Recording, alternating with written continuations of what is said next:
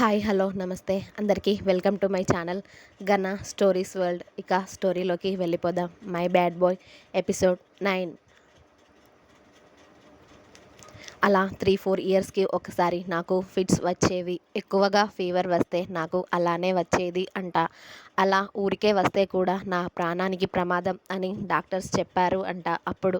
ఇక దాంతో అమ్మ నాన్న నన్ను చాలా జాగ్రత్తగా చూసుకునేవారు. అలా నా 10th ఒకసారి వచ్చింది ఎక్కువగా ఫీవర్ రావడం వల్ల. మళ్ళీ ఇప్పుడు రీసెంట్గానే ఒక 3 months బ్యాక్ ఫిట్స్ వచ్చింది హై ఫీవర్ వల్ల. మళ్ళీ ఇన్ని రోజుల తర్వాత రావడంతో నన్ను అన్ని హాస్పిటల్స్ తిప్పేశారు అమ్మ నాన్న అత్తయ్య వాళ్ళు. ఇక చాలా పెద్ద హాస్పిటల్లో చూపించారు. ఆ డాక్టర్ గారు 4 రోజులు నాకు అన్ని చెకప్లు చేసి ఒక 6 months కోర్స్ వాడాలి అని చెప్పారు. ఇప్పుడు ఈ ట్యాబ్లెట్స్ గోల అదే అన్నమాట. ఈ ట్యాబ్లెట్స్ వాడితే మళ్ళీ రాదు అని చెప్పారు. మళ్ళీ వస్తే ఏమైనా ఎఫెక్ట్ అవుతుందని నాకు చెప్పారంట. అందుకే ఆ ట్యాబ్లెట్స్ విషయంలో అంత కఠినంగా ఉన్నారు మా అత్త, మా అమ్మ, మా బావగాడు, ఇంట్లో అందరూ. కానీ నాకు అవి వేసుకోవాలంటే మంట. చీ యాక్ చేదుగా ఉంటాయి. అమ్మ వాళ్ళ దగ్గర ఉంటే అమ్మ ఎలాగైనా రోజు పొద్దున్నే వేస్తుంది బలవంతంగా అయినా. కనీసం ఇక్కడ అయినా వేసుకోకుండా ఉందాం అంటే ఇదిగో మా అత్తయ్యను ప్రిపేర్ చేసేసింది మా అమ్మ ఫోన్ చేసి మరి. ఆ ట్యాబ్లెట్స్ వాడకపోతే మళ్ళీ ఫిట్స్ వచ్చే ప్రమాదం ఉంది అని చెప్పారంట డాక్టర్. అందుకే వీళ్ళ బాధ అది. సరేలే నా ట్యాబ్లెట్ గొల అదండి. ఇక నాకు ఎందుకో నిద్ర వచ్చేసి పడుకున్నా కాసేపు. మళ్ళీ అత్తయ్య వచ్చి లేపే వరకు మెలకువ రానే లేదు. హా, ఇంకా సేపు పడుకుంటానత్తయ్య అని మళ్ళీ వేరే వైపుకు తిరిగి పడుకున్నాను. లేదు, ఇప్పటికే లంచ్ టైం దాటిపోయిందే, కాస్త తిని మళ్ళీ పడుకుందాం గానీలే అని నన్ను లేపింది అత్తయ్య. అప్పుడే లంచ్ టైం అయిపోయిందా అత్తయ్య అంటూ మెల్లిగా లేచి కూర్చున్నాను కళ్ళు నులుముకుంటూ. హా, అయ్యింది రావే అంది అత్తయ్య. సరే ఒక 5 నిమిషాలు ఆగు, నేను ఫేస్ వాష్ చేసుకొని వస్తాను అని చెప్పాను. ఓకే నువ్వురా, నేను కిందికి వెళ్తున్నాను అని అత్తయ్య వెళ్ళిపోయింది. నేను వాష్రూమ్కి వెళ్ళి ఫేస్ వాష్ చేసుకొని వెళ్ళాను కిందికి. అత్తయ్య లంచ్ తినిపించేసింది నాకు ఆ మాటలు ఈ మాటలు చెప్తూ. నేను తింటే కోడి తిన్నట్టు ఇంత తింటాను అని నాకు మధ్యలో 4 తిట్లు కూడా వేసి తినిపించింది. ఇక అది తినేసి ఏం చేయాలో తోచక అప్పుడే నా ఫోన్ పట్టుకున్నా. అత్తయ్య ఏమో ఎవరితోనో ఫోన్ మాట్లాడుతూ ఉంది బిజీగా. వాళ్ళ ఫ్రెండ్స్ ఏమో సీరియల్స్ గురించి తెగ మాట్లాడుకుంటున్నారు. వాళ్ళకి ఈ ప్రపంచంలో వేరే ఏ టాపిక్ వాళ్ళకి దొరకనట్టు. నేను ఫోన్ పట్టుకోవడం ఆలస్యం. నా బావగాడి నుండి ఫోన్ వస్తుంది.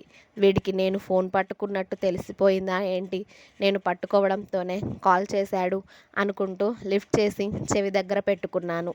తిన్నావా అని అడిగాడు డైరెక్ట్గా, హలో గిలో ఏం లేకుండా.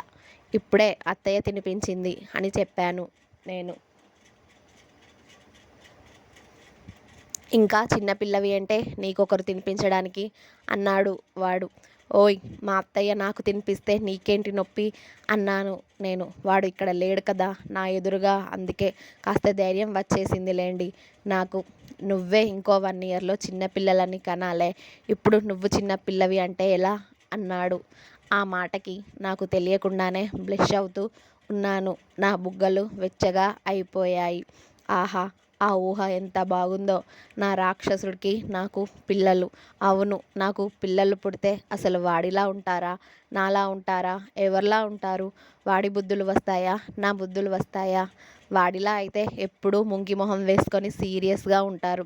అదే నాలాగా అనుకోండి, చక్కగా అందంగా నాలా ఇంటెలిజెంట్గా గలగలా మాట్లాడుతూ చక్కగా ఉంటారు నా పిల్లలు అనుకుంటూ నాలో నేనే తెగ సిగ్గుపడిపోతూ ఉన్నాను. అప్పుడే వాడు, ఏంటే మన పిల్లలకి పేర్లు డిసైడ్ చేస్తున్నావా ఏంటి, ఇంత టైం ఆలోచిస్తున్నావు అన్నాడు. నేనేం నీ గురించి ఆలోచించడం లేదులే అన్నాను నేను హెచ్చుగా. ఆహా అవునా అన్నాడు. హా అవును, కానీ నువ్వు తిన్నావా అని అడిగా నేను. ఇంకా లేదే అన్నాడు. ఎందుకు అని అడిగా నేను.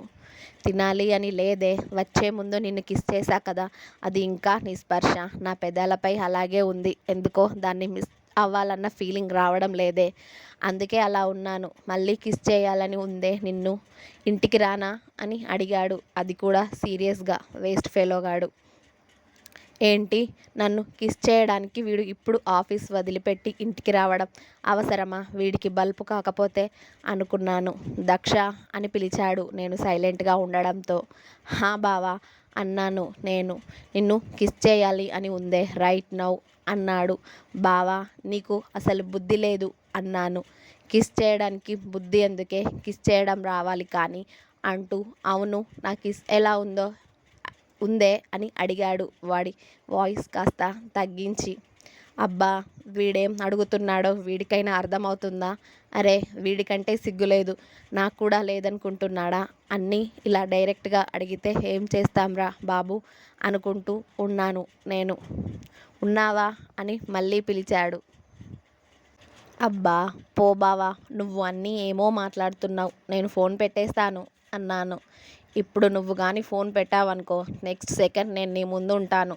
నువ్వు నా ల్యాప్‌లో ఉంటావు అని సీరియస్‌గా వార్న్ చేశాడు నాకు నా బ్యాడ్ బాయ్ గాడు. ఇక ఏం చేస్తా మూసుకొని హలో చెప్పు అన్నాను. బావా అని ఎవడు పిలుస్తాడే? నీ బాబు వస్తాడా? అని వెటకారంగా అన్నాడు. అబ్బా!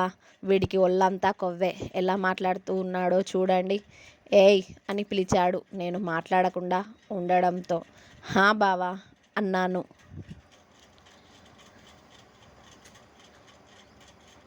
ఈ పిలుపు ఇంతకుముందు ఏమైందే అని అడిగాడు సీరియస్‌గా. ఏం అవ్వలేదు అన్నాను నేను మెల్లిగా. హా! మరి రానా ఇంటికి అని అడిగాడు. ఏం వద్దు ఎలాగూ ఈవినింగ్ వస్తావు కదా మళ్ళీ ఎందుకులే ఇప్పుడు అన్నాను. కానీ నాకు నిన్ను కిస్ చేయాలి అనిపిస్తుంది కదే అన్నాడు.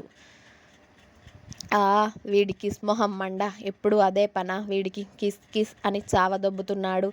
ఇంటి దగ్గర ఉన్నప్పుడు ఎలాగూ వదలడు. ఆఫీస్‌లో అయినా కుదురుగా ఉండొచ్చు కదా రాక్షసుడు. ఇప్పుడు నాకు ఫోన్ చేసి మరీ కిస్ కావాలి అని అడుగుతున్నాడు. అదేదో చిన్నబాబు చాక్లెట్ అడిగినట్టు. వీడి దగ్గర ఇన్ని వేషాలు ఉన్నాయని అసలు ఎవరికీ తెలియదు.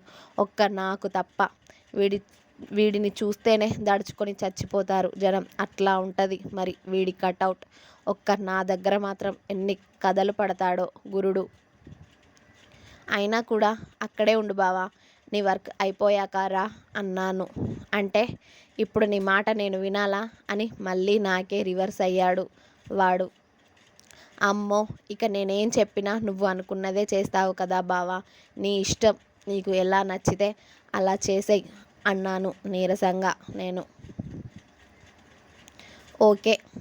ఈవినింగ్ వస్తాను కానీ వెయిట్ చేయవే నా కోసం. నేను రాకముందే వాళ్ళతో బయటికి వెళ్ళావనుకో కాళ్ళు 2 విరగ్గొడతా. అర్థమైందా? అన్నాడు. వీడు అంత మర్యాదగా చెప్పాక కూడా నాకు అర్థం కాకుండా ఉంటుందా? అర్థమైంది బావా అన్నాను బుద్ధిగా. ఓకే బాయ్ అని ఫోన్ కట్ చేశాడు. నేను ఇక్కడికి వచ్చాక అమ్మతో నాన్నతో మాట్లాడలేదు అని నాన్నకి కాల్ చేశా. హలో నాన్న ఏం చేస్తున్నావు అని అడిగా నాన్న లిఫ్ట్ చేయడంతోనే. బంగారం ఏం చేస్తున్నావురా? నేను ఇప్పుడే ఇంటికి వచ్చాను అన్నాడు నాన్న. అవునా మరి భోజనం చేశావా నాన్న అని అడిగాను. ఇప్పుడే తిన్నాను తల్లి మీ అమ్మ నేను. మరి నువ్వు తిన్నావా అని అడిగారు.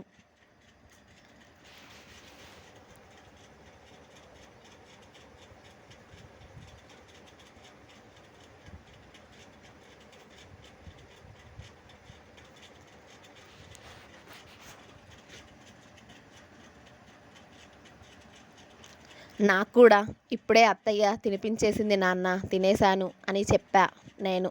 సరే తల్లి టైంకి టాబ్లెట్స్ అయితే వేసుకుంటున్నావు కదా అని అడిగారు. నేను వేసుకుంటున్నాను నాన్న. వేసుకోకపోతే నువ్వు అమ్మ ఇక్కడ అత్తయ్య వీళ్ళందరూ ఊరుకోరు కదా. టైంకి వేసుకుంటున్నానులే మీరు కంగారు పడకండి అని చెప్పాను. అలాగే తల్లి జాగ్రత్త. మీ బావ పుట్టినరోజు వరకు మేము అక్కడికి వచ్చేస్తానులే సరేనా అన్నారు. అలాగే నాన్న ఒకసారి అమ్మకి ఇవ్వు ఫోన్ అన్నాను. ఇదిగో సుధా వేద మాట్లాడుతుందంట అని అమ్మకి ఫోన్ ఇచ్చాడు నాన్న. హలో మమ్మీగా ఏం చేస్తున్నావురా అని అడిగా మమ్మీ ఫోన్ తీసుకోవడంతోనే. నేను ఇప్పుడే భోజనం చేశాను కానీ నువ్వేం చేస్తున్నావు? అత్తయ్యని మావయ్యని సతాయిస్తున్నావా టాబ్లెట్స్ వేసుకోకుండా అని అడిగింది అమ్మ సీరియస్గా. ఓయ్ మమ్మీ, నేను కరెక్ట్ టైంకి వేసుకుంటున్నాను తెలుసా? అసలు ఇబ్బంది పెట్టట్లేదు అత్తయ్యని, కావాలంటే నువ్వే అడుగు అన్నాను మా అత్తయ్య నా దగ్గరికి వస్తూ ఉంటే తనని చూస్తూ చెప్పాను. అవును వదిన, ఇదేం ఇక్కడ సతాయించడం లేదులే, టైంకి టాబ్లెట్స్ వేసుకుంటుంది, టైంకి భోజనం చేస్తుంది అంది అత్తయ్య ఫోన్ తీసుకుని మా అమ్మతో. ఇక వాళ్ళ ముచ్చట ఇప్పట్లో అయ్యేది కాదు అని నాకు తెలుసు కాబట్టి అందుకే చక్కగా టీవీ పెట్టుకొని కూర్చున్నాను. సాంగ్స్ వింటూ ఉన్నాను నేను. అనుకున్నట్టే గంట సేపు మాట్లాడుకుని అప్పుడు ఫోన్ పెట్టేసి అత్తయ్య నా చేతికి ఇచ్చింది ఫోన్. ఇదిగో వేదు అని. అమ్మా తల్లి, ఇప్పటికి అయ్యాయా మీ కబుర్లు? అయినా గంటలు గంటలు ఏం మాట్లాడుకుంటారు మీరు? డైలీ ఫోన్ మాట్లాడుకుంటారు కదా, అయినా అంత విశేషాలు ఏముంటాయి అని అడిగాను నేను మా అత్తయ్యని. మా మధ్యలో ఏవో ఉంటాయి, నీకెందుకే అంది అత్తయ్య. అబ్బో సరేలే, నాకు ఏమైనా చేసి పెడదు గాని పద అని అత్తయ్యని కిచెన్లోకి లాక్కెళ్ళాను. ఏం కావాలే, ఏం తింటావు అని అడిగింది అత్తయ్య వంట చేయడానికి ప్రిపేర్ అయిపోయి చీర కొంగుని నడుములో దోపుకుంటూ. హా, ఏం కావాలి అంటే అంటూ నేను నా చెంప మీద వేలితో తట్టుకుంటూ ఆలోచిస్తూ ఉన్నాను. అత్తయ్య, చికెన్ నూడిల్స్ కావాలి నాకు, చేయవా వాటిని? నన్ను బయట తిననివ్వడం లేదు అన్నాను నేను క్యూట్గా. అలాగే లేవే, చేస్తాను అని వాటికి కావాల్సిన సామానన్నీ తీసి కిచెన్ గట్టు మీద పెట్టి ఇక ప్రిపరేషన్ స్టార్ట్ చేసింది మా అత్తయ్య. మా అత్తయ్య అవి ప్రిపేర్ చేస్తూ ఉంటే నేను కిచెన్ గట్టు మీద కూర్చుని కాళ్ళు ఊపుతూ మా అత్తయ్యతో ముచ్చట్లు చెబుతూ ఉన్నాను. మేమిద్దరం నవ్వుతూ మాట్లాడుకుంటూ ఉండగా మనకి ఎవరో బీభత్సంగా సైట్ కొడుతున్నారు అనిపించి నేను డోర్ వైపు చూశాను. ఇంకెవరు, నా బావగాడే. డోర్కి ఆనుకొని హ్యాండ్స్ ఫోల్డ్ చేసుకొని నన్నే చూస్తూ ఉన్నాడు షార్ప్గా. ఓరి దేవుడో, వీడెప్పుడు వచ్చాడసలు? వస్తే మాట్లాడకుండా ఇలా దయ్యం కళ్ళు వేసుకొని నన్ను చూస్తున్నాడేంటి అనుకున్నాను నేను. అప్పుడే అత్తయ్య కూడా వాడిని చూసి, రుద్ర, ఎప్పుడు వచ్చావు నాన్న అని అడిగింది. ఇప్పుడే వచ్చామా అంటూ మా అత్త వైపు వస్తూ మా అత్తయ్య చూడకుండా నా నడుముని గిల్లి అటువైపుకు వెళ్ళాడు రాక్షసుడు. ఇంకా ఉంది, నెక్స్ట్ ఎపిసోడ్ రేపు వస్తుంది. ప్లీజ్ మీకు నా స్టోరీ నచ్చినట్టయితే చిన్న లైక్ చేసి షేర్ చేసి కామెంట్ చేయండి.